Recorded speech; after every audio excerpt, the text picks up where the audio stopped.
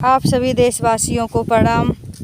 मैं जया भारत, जिला संत कबीर नगर जैसा कि मैं बताती हूँ आप लोग से कि मैं रोज़ गांव-गांव चल कर के संदेश करती हूँ और 5500 गांव का मेरा टारगेट 2700 स्कूलों का था जो लगभग पूरा होने वाला है।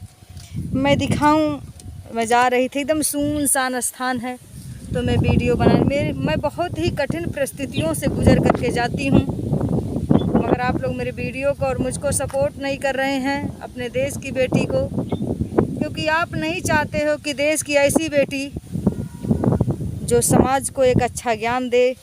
आप लोग तो अधनंगों का स्वागत करते हो, लेकिन कोई बात नहीं। मैं यहाँ दिखाऊँ, एक परास का पेड़ है, ये परास का पेड़ देखिए, और यहाँ पर बहुत सुनसान स्थान, कोई जगह नहीं है, कोई दिखाई नहीं दे रहा। मैं निकल रही, इसी तरह से मैं गांव-गांव चलती हूँ, कभी कभी ऐसे रास्ते पड़ जाते हैं, कोई ना, लेकिन आप लोगों की दुआ से मुझे कभी आज तक खरोच नहीं लगा और मैं चलती रहती हूँ क्योंकि दुआएं आप लोगों के साथ है।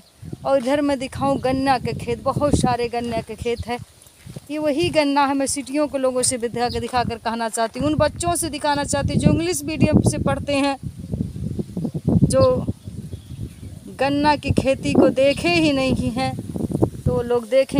ही गन्ना के खेत है जिससे तरह तरह की मिठाइयाँ बनती है, जिससे आप चॉकलेट खाते हैं, जिससे आप काजू कतरी खाते हैं, जिससे बड़े बड़े 5 स्टारों में अच्छे अच्छे व्यंजन बनते हैं। यही हमारे किसानों का ये गन्ना का खेत है। आप लोग देखें, मैं आप लोगों को दिखाऊं। इस तरह से मैं चलते हुए इस गांव में पहुंच रही हूं और इधर फिर मैं आपको, शीशम का पेड़ है, ये शीशम के पेड़ बहुत अच्छे होते हैं, इसे बहुत अच्छे मतलब दरवाजे बनते हैं और सोफ़ा सेट बनते हैं। जिस सोफ़ा सेट पर आप लोग सोते हो वो सोफ़ा सेट बनता है। लेकिन यही है जो किसान अपने खेतों में लगाते हैं बड़े मेहनत से, और बहुत जल्दी सूख भी जाता है ये, लेकिन बहुत महंगी लकड़ी होती है। सब शीशम का पेड़ यहाँ है।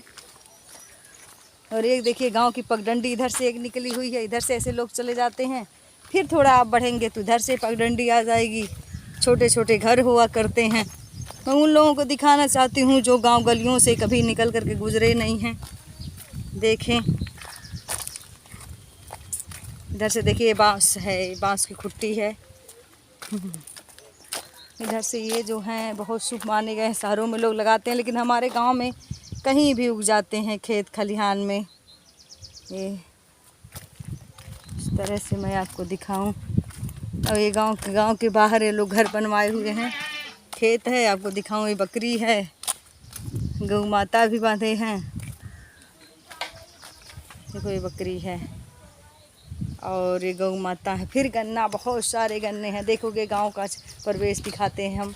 ऐसे छोटे छोटे घर, इसी तरह से घर, और इसी तरह से लोग रहा करते हैं, लेकिन बहुत अच्छा लगता है, बहुत शांतिमय वातावरण। देखो ये चारपाई बिछाए हुए हैं, यहाँ पर संघा रखे हुए हैं, और इसी तरह से बढ़ते चलिए तो मैं दिखाती हूँ आप लोगों को।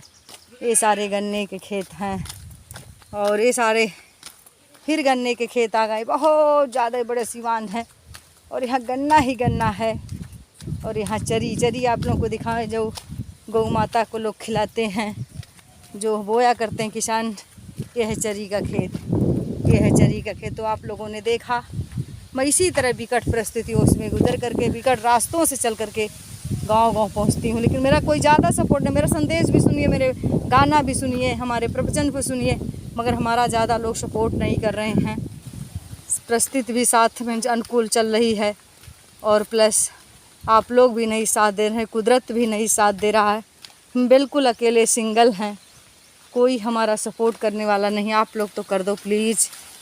आप लोग देखें, ये सागौन के पेड़ हैं, सागौन हैं, बहुत महंगे सागौन होते हैं। अब आजकल गाँव में बहुत लोग लगा रहे हैं सागौन, हम भी लगाए हैं सागौन का पेड़, लेकिन थोड़ा ये बहुत लेट में होता है।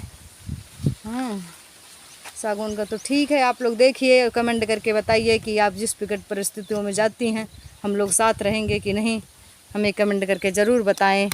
लाइक, कमेंट, शेयर करें और सब्सक्राइब करें। तब तक आप सभी देशवासियों को पुनः मैं जया भारत प्रणाम करती हूँ।